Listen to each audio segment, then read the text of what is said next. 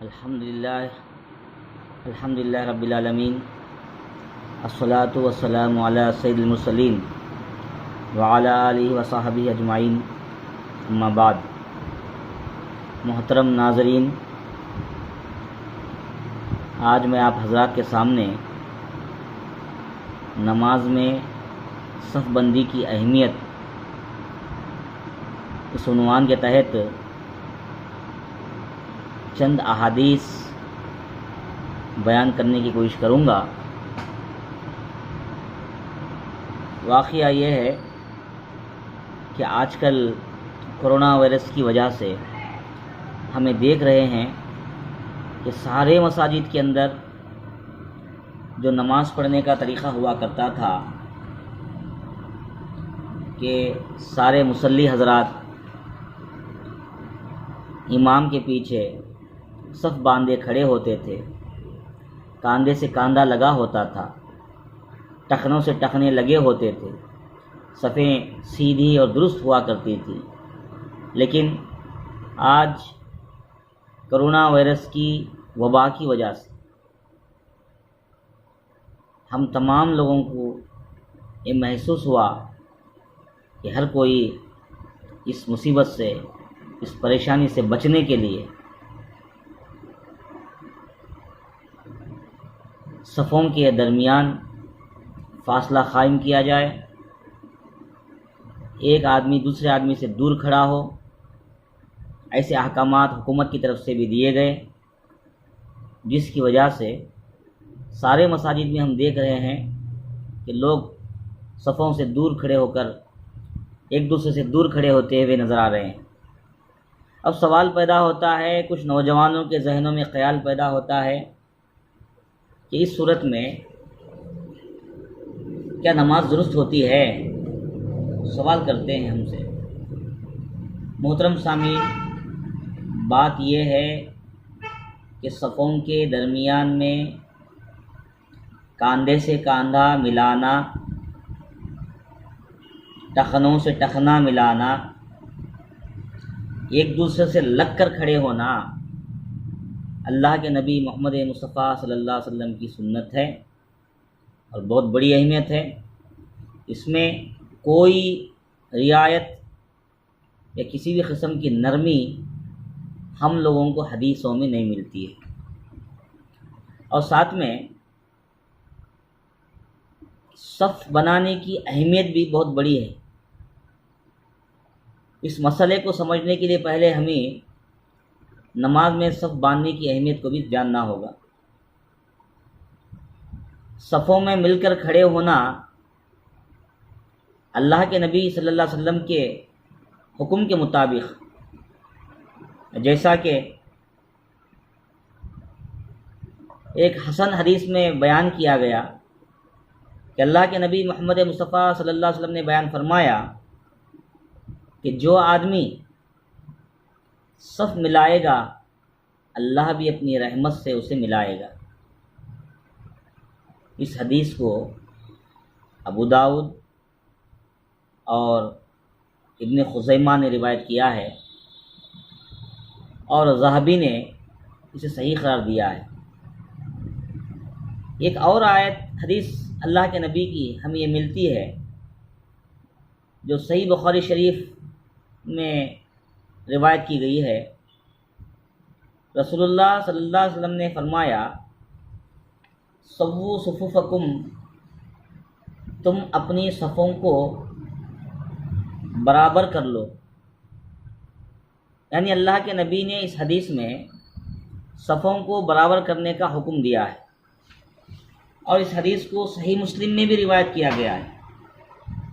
تو اس صورت میں سارے مسلمانوں کو نماز کے وقت صفوں کو درست کرنا، صفوں میں مل کر کاندھے سے کاندھا لگا کر کھڑے ہونا، یہ نبی کی سنت ہے۔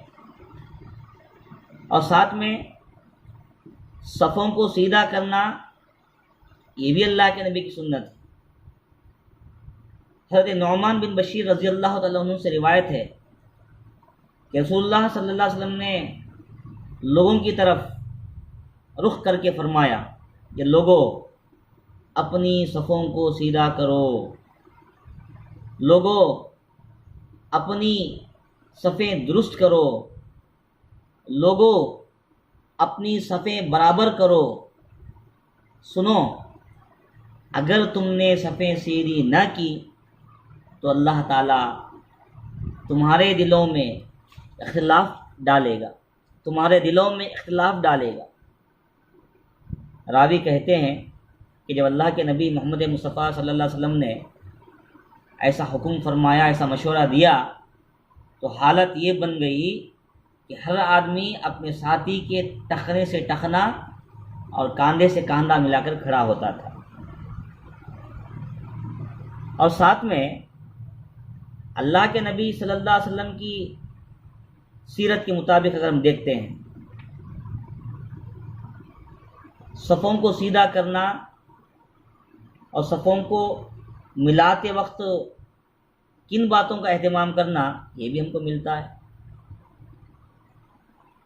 ٹخنے سے ٹخنا لگانا، گھٹنے سے گھٹنا ملانا، کاندھے سے کاندھا ملا کر کھڑے ہونا، یہ حدیث سے ثابت ہے۔ حضرت ابو داؤد اور ساتھ میں حضرت ابو داؤد نے اس کو صحیح قرار دیا ہے،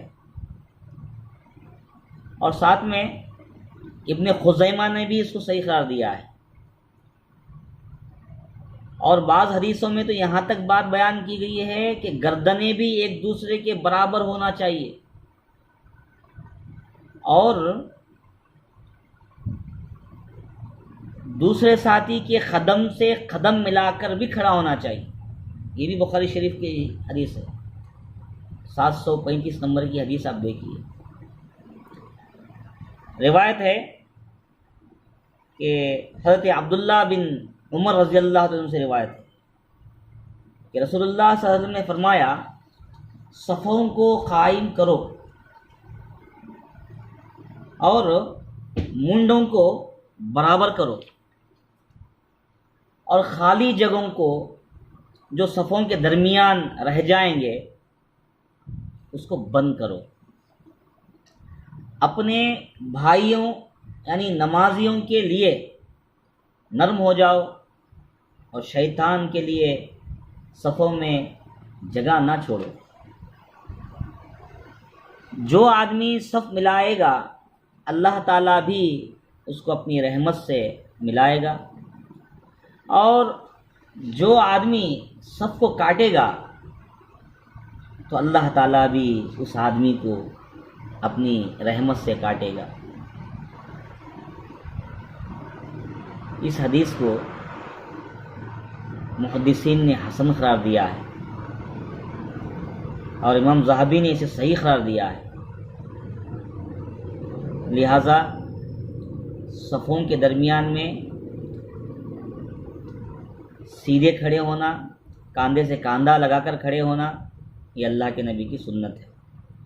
لیکن آج چونکہ کرونا وائرس ہونے کی وجہ سے جمہور علماء نے یہ مسئلہ بیان فرمایا ہے کہ بیماری یا یہ وائرس کسی کو نہ لگے، اس وجہ سے احتیاطاً مساجد میں فاصلے سے کھڑے ہو کر نماز ادا کیا جائے۔ آج عرب کے